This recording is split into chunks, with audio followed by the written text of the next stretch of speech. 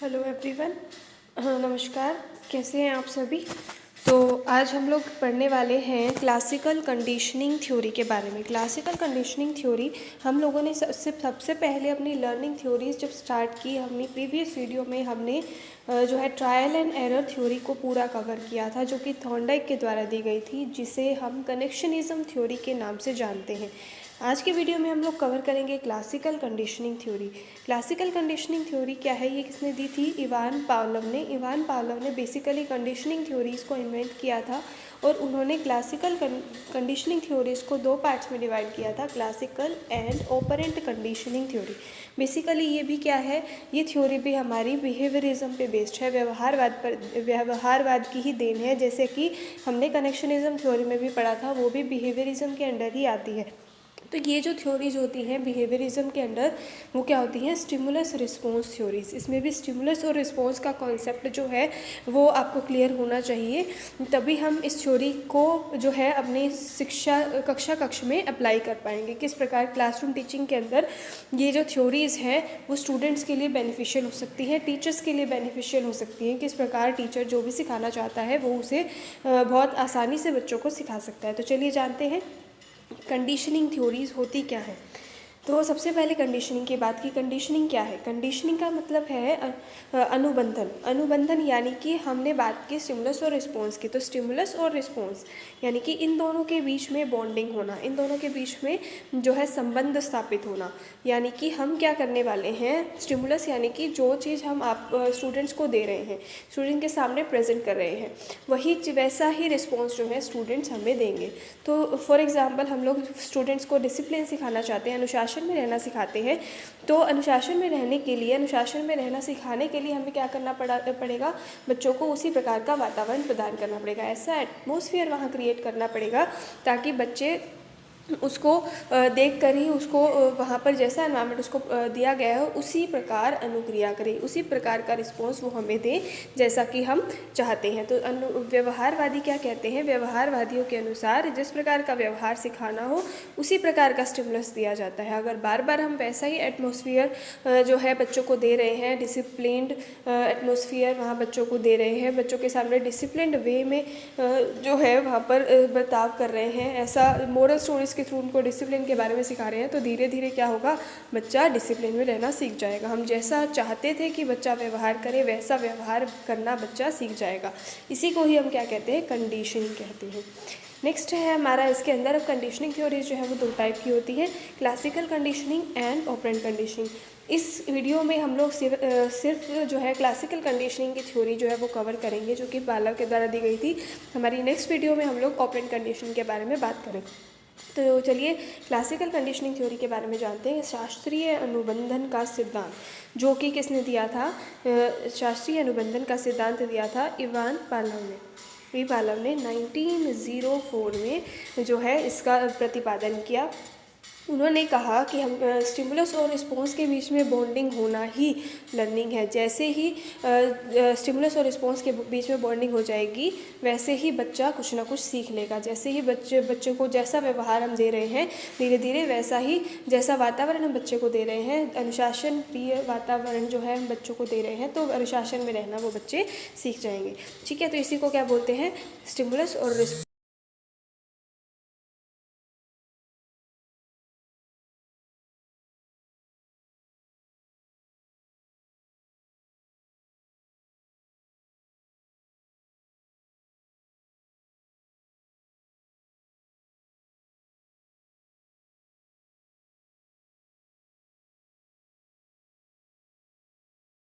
इस प्रकार से कि उन्होंने क्या किया, एक कुत्ते के जो है लार की ग्रंथि का ऑपरेशन किया और उसके मुंह से जो भी लार निकलती उसको एक नली के माध्यम से कांच के जार से जोड़ दिया गया।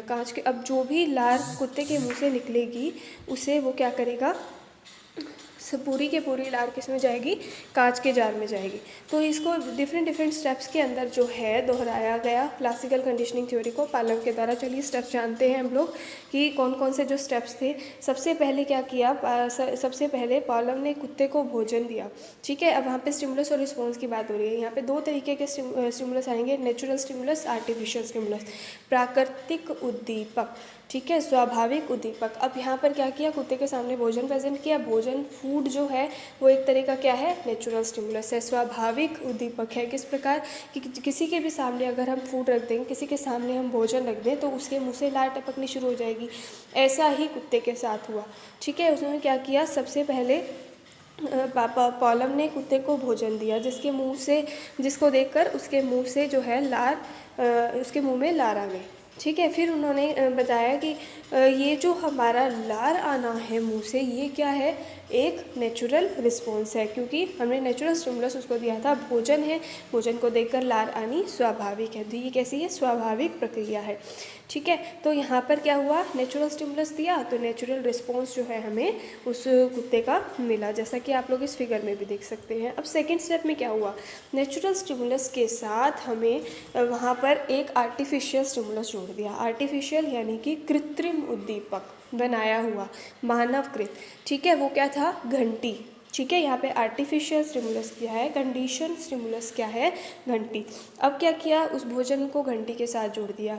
सबसे पहले अब क्या किया जाता, कुत्ते के सामने घंटी बजाई जाती, जो है आर्टिफिशियल स्टिमुलस दिया जाता। फिर 7 से 8 सेकंड के बाद यहाँ पर कुत्ते के सामने भोजन प्रस्तुत किया जाता। ठीक है, भोजन को देखकर कुत्ते के मुंह में लार उत्पन्न हो जाती। बार बार क्या किया, पहले घंटी बजाई, फिर 7 से 8 सेकंड बाद भोजन दिया और फिर कुत्ते के मुंह से लार टपकनी शुरू हो गई। अब थर्ड स्टेप पर आते हैं। अब क्या हुआ, हमने देखा कि भोजन को देखकर कुत्ता जो है पर्याप्त मात्रा में लार स्रावित कर रहा है।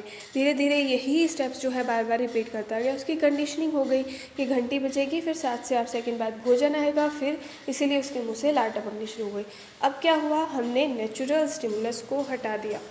ठीक है, जो ये भोजन उसके सामने प्रस्तुत किया जा रहा था घंटी बजाने के 7 से 8 सेकंड बाद, उसे हमने हटा दिया। उसे हटाने के बाद वहाँ पर क्या हुआ, भोजन प्रस्तुत नहीं किया गया, सिर्फ घंटी बजाई गई।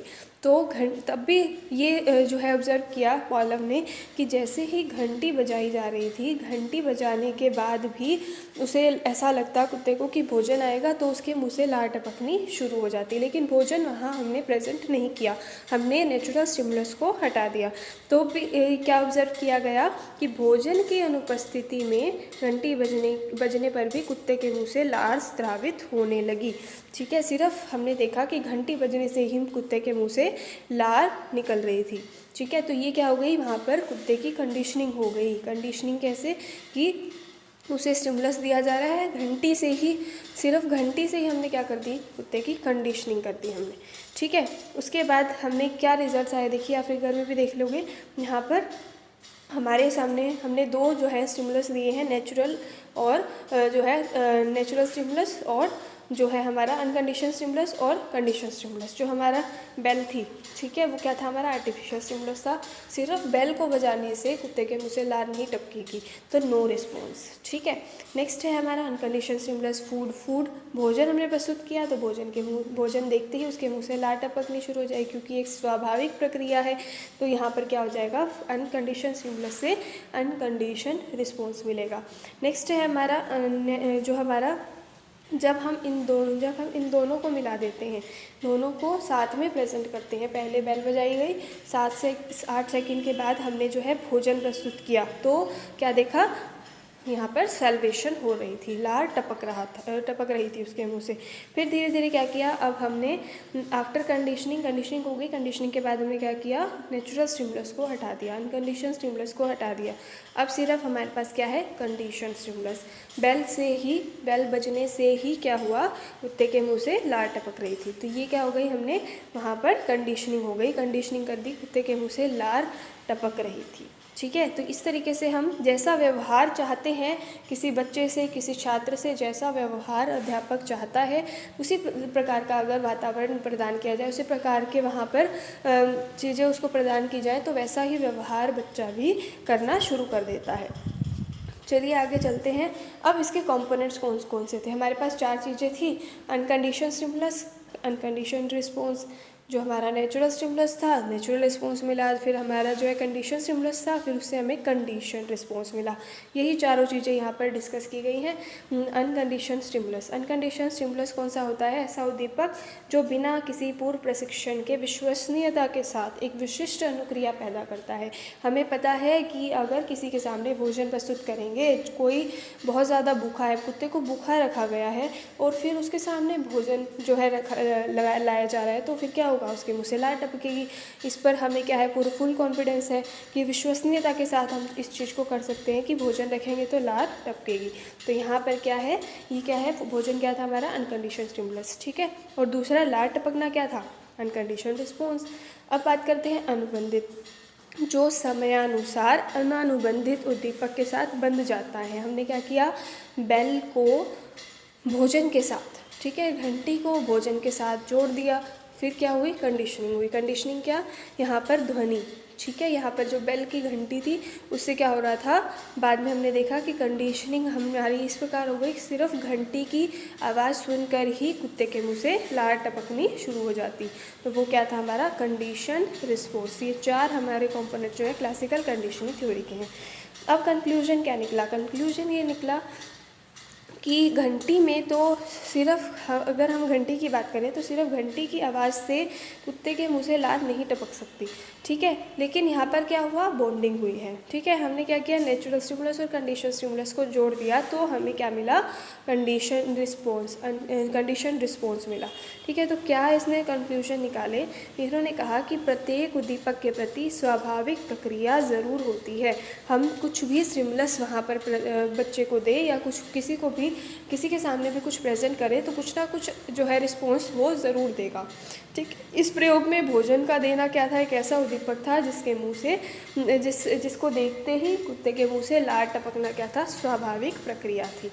फिर उन्होंने कहा कि जो भोजन है, भोजन के साथ, भोजन को घंटी के साथ संबंधित किया, तो उससे कुत्ते को ये लगा कि घंटी का भोजन के साथ कुछ ना कुछ संबंध है, क्योंकि घंटी बजने के बाद ही 7 से 8 सेकंड बाद भोजन जो है वहाँ प्रस्तुत किया जा रहा था।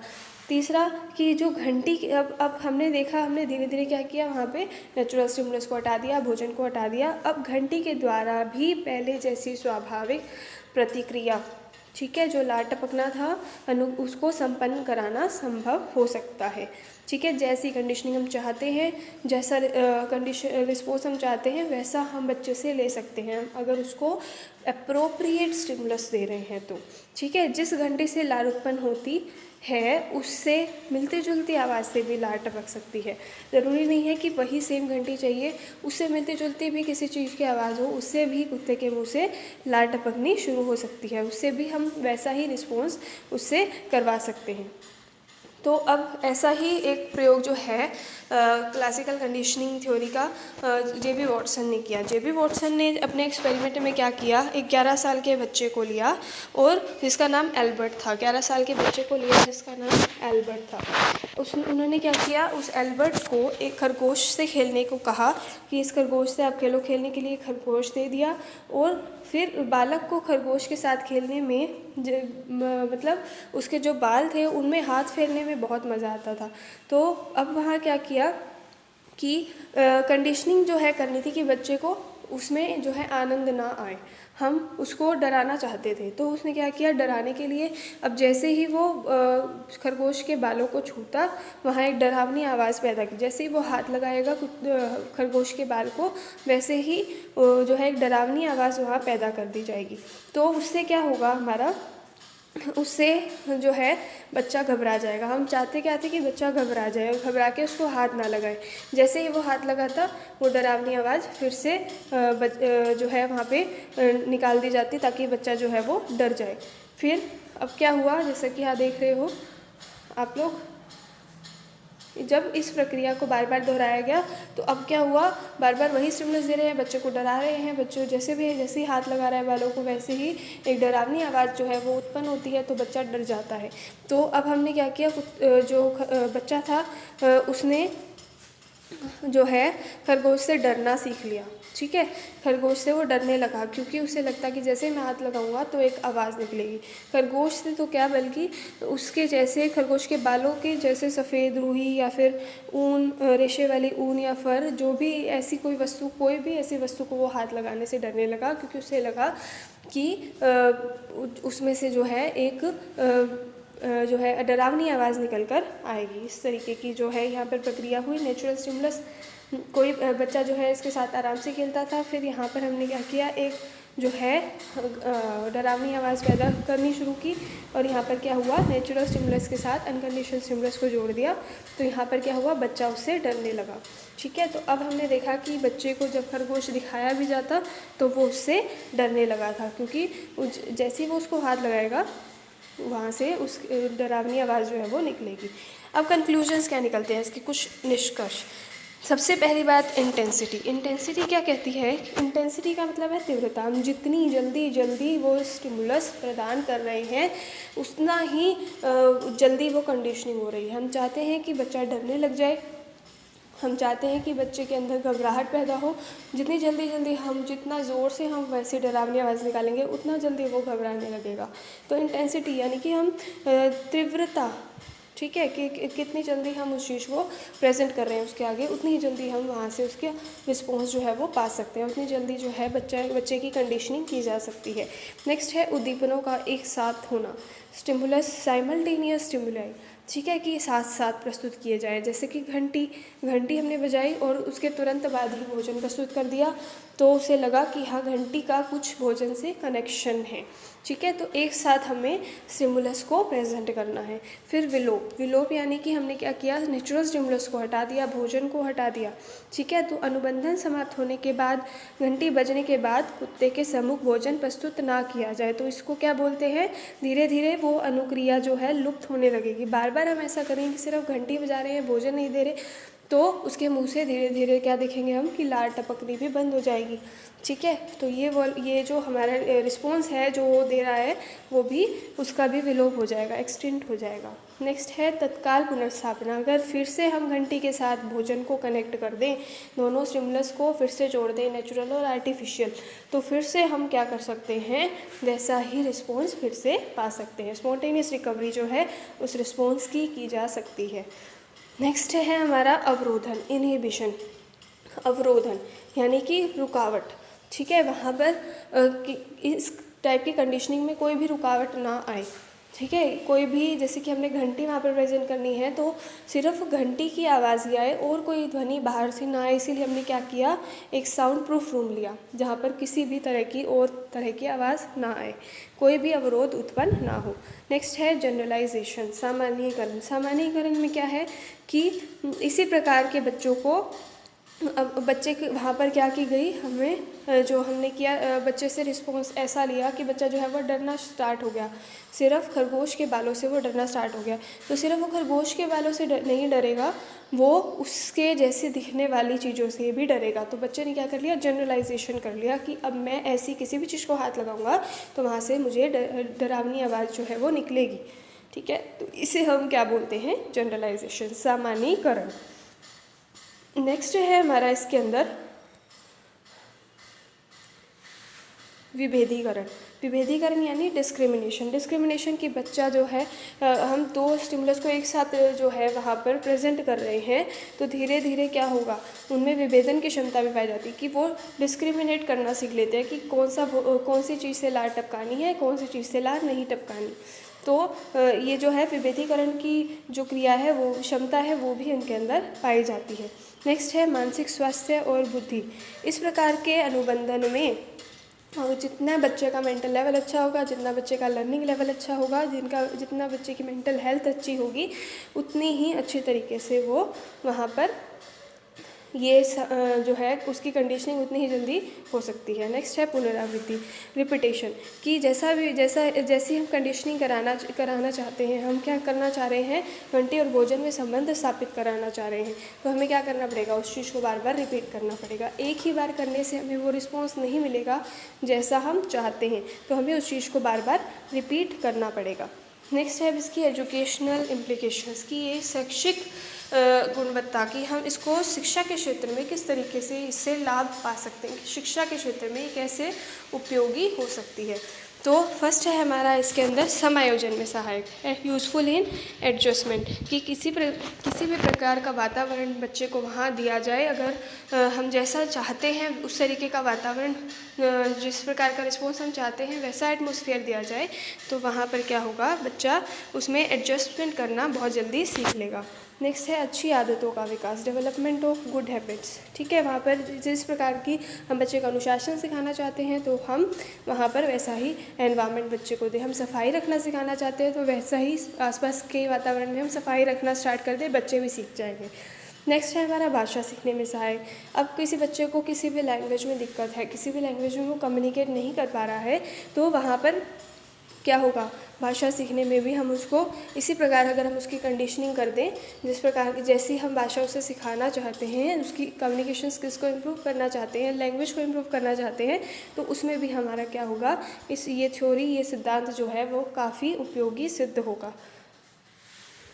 नेक्स्ट हमारी एजुकेशनल इम्प्लीकेशन है दृश्य श्रव्य सामग्री का उपयोग। ठीक है, इसमें क्या होगा, हम ऑडियो विजुअल एड्स का हम क्या करें, कंडीशनिंग कर रहे हैं बच्चे की, तो कंडीशनिंग करते वक्त हम क्या करें, अगर हमें फॉर एग्जांपल हमें छोटे बच्चे को हाथी शब्द सिखाना है, तो हाथी शब्द सिखाने के साथ साथ हाथी शब्द वहाँ पर उसको सिखाया, उसके साथ साथ अगर हम उसे इसकी पिक्चर भी दिखाते हैं, अगर उसे उसका चित्र भी दिखाते हैं, तो वो बहुत जल्दी उसे सीख जाएगा। फिर हम क्या करेंगे, उसे चित्र दिखाना भी बंद कर देंगे तो भी वो हाथी को पहचान लेगा, हाथी शब्द को वो रिकॉग्नाइज़ कर लेगा। नेक्स्ट है हमारा भय, प्रेम और घृणा का विकास। जैसा कि हमने अपने जे.बी. वॉटसन के एक्सपेरिमेंट में देखा कि अगर हम चाहें तो बच्चे के अंदर डर पैदा कर सकते हैं, अगर हम चाहें तो बच्चे के अंदर प्रेम पैदा कर सकते हैं। तो हम जैसी कंडीशनिंग चाहते हैं, हम जैसा व्यवहार बच्चे से कराना चाहते हैं, इस एक्सपेरिमेंट के थ्रू, इस एक्सपेरिमेंट से प्रेरणा लेकर हम वैसा व्यवहार बच्चे से करा सकते हैं। ठीक है, नेक्स्ट है हमारा अनुशासन में सहायक, हेल्पफुल इन डिसिप्लिन। वही बात है कि अगर हम डिसिप्लिन सिखाना है तो हम भी कंडीशनिंग वहाँ पर सामूहिक स्तर पर डिसिप्लिन जो है वहाँ पर क्रिएट कर सकते हैं। नेक्स्ट है डेवलपमेंट ऑफ एटीट्यूड। ठीक है, अभिवृत्तियों का विकास। इसमें क्या होगा, अधिगम के प्रति विद्यार्थियों के सकारात्मक दृष्टिकोण का विकास अति आवश्यक होता है। तो अगर हमें ऐसा सकारात्मक दृष्टिकोण बच्चों में उत्पन्न करना है तो हम क्या करें, जो भी बच्चों के सामने समस्या आ रही है, इस प्रकार की कंडीशनिंग वहाँ बच्चों की कर दी जाए कि वो उस समस्या का समाधान खुद निकालने में सक्षम बन सके, खुद उस समस्या का समाधान निकाल सकें, तो हम उनमें ऐसा एटीट्यूड भी डेवलप कर सकते हैं। So thank you so much. हमारी जो कंडीशनिंग थ्योरी थी, क्लासिकल कंडीशनिंग थ्योरी बेसिकली, वो हमारी यहाँ पर कवर हो चुकी है। हम नेक्स्ट वीडियो में हम डिस्कस करेंगे हमारी ऑपरेंट कंडीशनिंग थ्योरी के बारे में। Thank you so much.